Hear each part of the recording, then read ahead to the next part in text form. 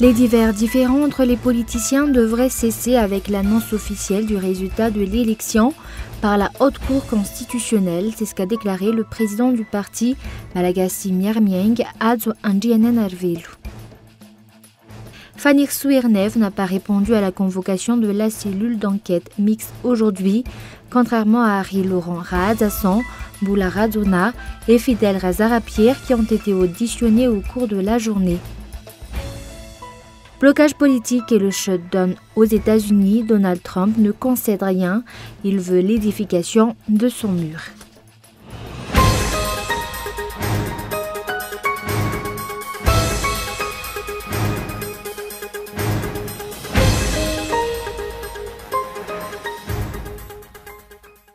Bonsoir à tous et bienvenue dans cette nouvelle édition du journal en version française sur Cool TV. À la une, les divers différends entre les politiciens devraient cesser avec l'annonce officielle du résultat de l'élection par la Haute Cour constitutionnelle. C'est ce qu'a déclaré le président du parti Malagasy Miarmieng, Adzo Andiananarvelu. Selon ce dernier, il est temps de se concentrer sur le développement du pays. Reportage de Yves Richard. La journée d'hier a été marquée par la victoire officielle de Andradzwil à l'élection présidentielle, une victoire proclamée par la Haute Cour constitutionnelle.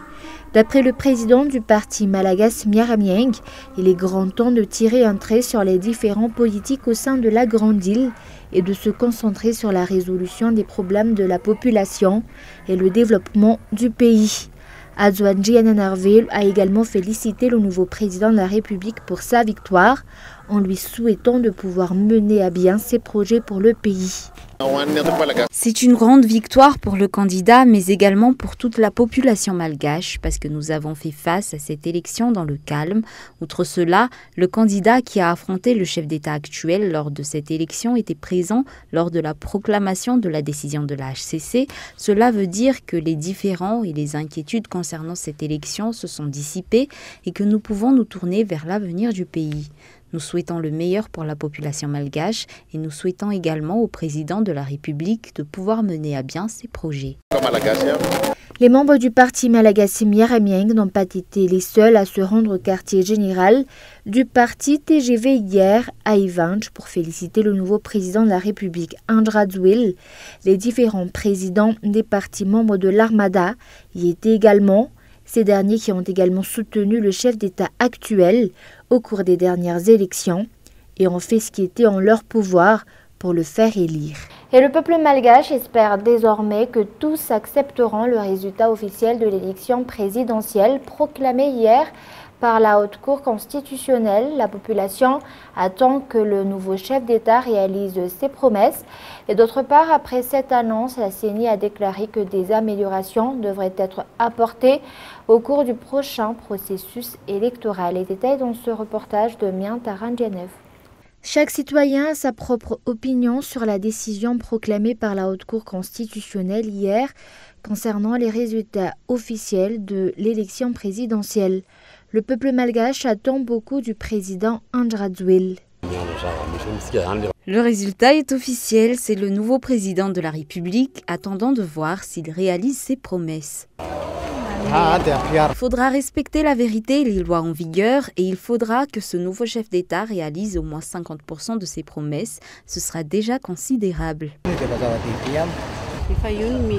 J'accepte le résultat de cette élection. J'espère que cela aura un impact positif sur le quotidien de la population car les Malgaches souffrent trop à cause d'une extrême pauvreté. Et bien évidemment, le chemin ne sera pas facile. Nous avons beaucoup de travail à faire. Mais comme il l'a dit, comme il l'a toujours dit, il est maintenant l'heure que Madagascar puisse vraiment aller vers l'émergence, vers le développement que le peuple malgache a déjà voulu depuis très longtemps.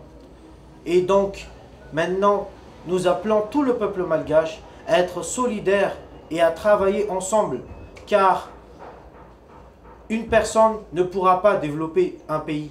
Nous avons besoin de chacun, de nous tous, pour contribuer vraiment au véritable développement du peuple malgache. D'autre part, après la proclamation du résultat officiel de la présidentielle, la Commission électorale nationale indépendante a annoncé que des améliorations vont être apportées pour le traitement des résultats lors de la prochaine élection.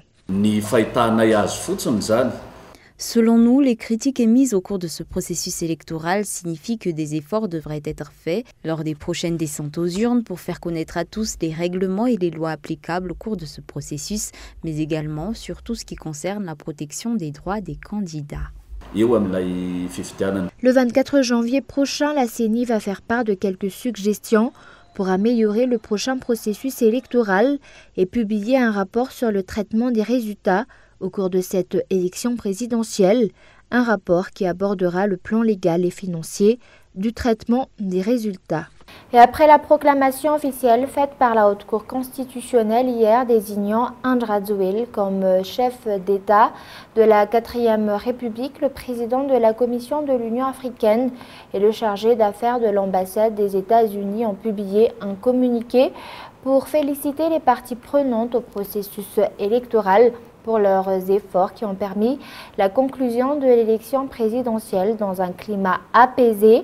Ils ont également félicité le nouveau chef d'État Andra Zouil et invitent le peuple à respecter la décision de la Haute Cour constitutionnelle. Et outre cela, le président de la République par intérim a également adressé un message de félicitations au président démocratiquement élu et lui a souhaité de pouvoir mener à bien la destinée de Madagascar et de son peuple. Et comme nous l'avons annoncé dans les titres, Fanir Souirnev n'a pas répondu à la convocation de la cellule d'enquête mixte aujourd'hui, contrairement à Harry Laurent Rahadzasson, Boula Radzona et Fidel Razarapir, qui ont été auditionnés au cours de la journée. Reportage. La candidate à la dernière élection présidentielle, Fanir Souirnev, ne s'est pas présentée au camp Ratsimanjave ce jour pour répondre à la convocation envoyée par la direction de la police judiciaire et la cellule d'enquête mixte. Par contre, l'ancien ministre de la Communication, Harry Laurent Rahadzasson, l'opérateur économique Mboula Radzona et le journaliste Fidel Razarapir ont répondu présents et ont été auditionnés par la DPG et la cellule d'enquête mixte au cours de la journée. Pour rappel, une plainte a été déposée contre ces personnes par la primature pour atteinte à l'ordre public selon une source d'information. Financement d'un trouble à l'ordre public, incitation à la haine à travers les médias audiovisuels, ce sont les principales accusations qui pèsent contre eux. L'enquête va se poursuivre et une seconde convocation va être envoyée à la candidate Fanir Souirnev. Cependant, si elle persiste à ne pas y répondre, le parquet pourra opter pour son arrestation. Rappelons qu'une interdiction de sortie du territoire jusqu'à nouvel ordre a été publiée hier par le ministère de l'Intérieur et de la décentralisation contre ces 4 personnes. Et avant de passer aux actualités internationales, c'est aujourd'hui qu'a eu lieu la cérémonie de présentation de vœux du Nouvel An du parti malagasy Miaramieng, un événement dirigé par le président national du parti Ad Anjenen Arvel, développer le parti afin qu'il puisse couvrir les 119 districts de la Grande Île et en faire le parti politique le plus important du pays. Ce sont les objectifs de Malagasy Miaramieng. Reportage de Gaëtan Anjenslav. Après une réunion du bureau politique du parti Malagasy Miaramieng, un déjeuner a été organisé pour la présentation des vœux du Nouvel An du parti à Amboui-Manamboul. Parmi les points abordés dans les discours tenus ce jour, des rétrospectives des années passées et les projets pour cette nouvelle année. Au cours de ces dernières années, le parti Malagasy Miaramieng a principalement lutté pour se positionner en tant que parti de l'opposition en 2016 et pour mettre en place une élection présidentielle anticipée. Les résultats des efforts ont été satisfaisants, malgré les différents problèmes rencontrés en cours de route selon les explications. Le parti reste déterminé à se battre pour offrir le meilleur avenir au pays et à son peuple, raison pour laquelle ce parti a décidé de rejoindre la plateforme Armada et soutenir un candidat au cours de la dernière élection présidentielle. Le parti Malagasy Miaramieng s'est battu pour la victoire du candidat qu'il a soutenu et ce candidat a remporté la présidentielle. À ce jour, le parti a franchi une nouvelle étape. D'après le président national du parti, l'objectif est aujourd'hui de couvrir les 119 districts de Madagascar et devenir un modèle pour le pays comme le veut leur slogan. Et je cite, « Celui qui indique le droit chemin transmet la vie ». Fin de citation. Cela afin de faire du parti Malagasy Miramieng le plus puissant parti politique du pays. Cependant, cet objectif ne pourra être atteint que si tous les membres font preuve d'un comportement irréprochable en se conformant au slogan du parti et en se donnant la main pour contribuer au développement du pays. Le pays et la population veulent des politiciens modèles. Pour rappel, le parti Malagasy Miramieng fêtera ses 5 ans cette année, un parti qui reste prêt à faire face à toutes ses responsabilités au sein du pays, un parti qui lutte pour le développement durable et la décentralisation effective. Et nous passons maintenant aux actualités internationales. Blocage politique et le shutdown aux États-Unis. Donald Trump ne concède rien. Il veut l'édification de son mur. Reportage de Franck Nkata. C'est depuis le célèbre bureau ovale de la Maison-Blanche que Donald Trump a pris la parole, dénonçant une crise sécuritaire et humanitaire grandissante à la frontière mexicaine. Évoquant une nouvelle fois la criminalité, les narcotrafics, les meurtres, accusant les immigrants illégaux qui font, je cite, couler le sang américain. Certains ont suggéré qu'une barrière serait immorale. Alors pourquoi les politiciens riches construisent-ils des murs, des clôtures et des portes autour de leurs maisons ? Pour rendre cette clôture plus acceptable aux yeux des démocrates, clôture qui existe d'ailleurs depuis des années par endroits, le président est prêt à construire une barrière en acier plutôt qu'un mur en béton, sans pour autant que le coût de cette promesse emblématique de campagne ne change, 5,7 milliards de dollars. Dans son allocution solennelle, Donald Trump n'a toutefois pas menacé, comme il l'avait déjà fait, de recourir à une procédure d'urgence pour contourner le Congrès et se passer de son feu vert. Les leaders démocrates, eux, ont pris la parole après le discours du président, Nancy Pelosi, chef de la Chambre des représentants, dénonçant une crise créée de toutes pièces et une prise en otage des Américains. À ses côtés, le chef des démocrates au Sénat. Le symbole de l'Amérique devrait être la Statue de la Liberté, pas un mur de 9 mètres. Les leaders démocrates ainsi que républicains seront de nouveau reçus ce mercredi à la Maison-Blanche, réunion qui, après ces diverses prises de parole, paraît déjà vouée à l'échec. Et derrière les phrases choc reste la réalité politique. Comme les démocrates ne veulent pas financer le mur et comme la Maison-Blanche ne veut pas céder, la paralysie partielle des administrations fédérales qui en découle entre dans son 19e jour. Le record du plus long shutdown de l'histoire, 21 jours sous Clinton, n'est pas loin de tomber. Et dernière ligne droite pour le Brexit, les députés entament l'examen du texte avant le vote. Les élus poussent Theresa May à repousser l'accord. Reportage. Nouveau revers pour Theresa May.